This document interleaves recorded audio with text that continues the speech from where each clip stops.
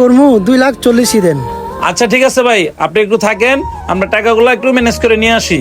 আচ্ছা ঠিক আছে ভাই।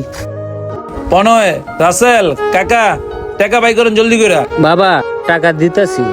বাবা টাকা টাকা তো আমার খুশি ছিল, টাকাটা তো পাইতেছি না বাবা, কই ফুটে গেল কা? টাকা কুসে আসিল তো গেল কই? পনয়, তোর আমি আগেই কইছিলাম এই কাকারে লোন লাগবো না, এই কাকা শুধু ব্যবসা করে। টাকা নাই নেও কইছিল, টাকা আছে কুসে। দেখছস কেমন বাটপার? ভাই এখন কি করবেন বলেন?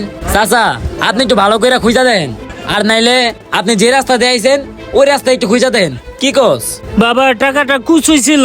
এই মুরব্বী রাহেন, আমি আগেই জানতাম যে আপনি বাটপার।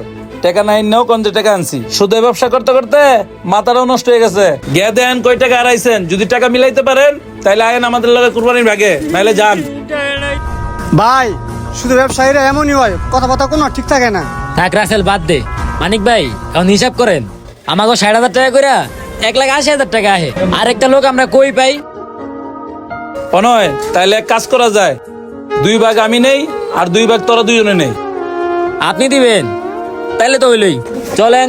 হ্যাঁ ঠিক আছে, চলো। হ ওই ইমরান, তোর বেটা খুঁজতেছি, তোর বেটা পাই না। আমার ভাই তো বেটা সেরকম একটা গরু কিনছে 2,40,000 টাকা দিয়া। হোক বেটা, তোর ভাই একটা বাটপার। তোরে কেটা কইছে আমার ভাই বাটপার?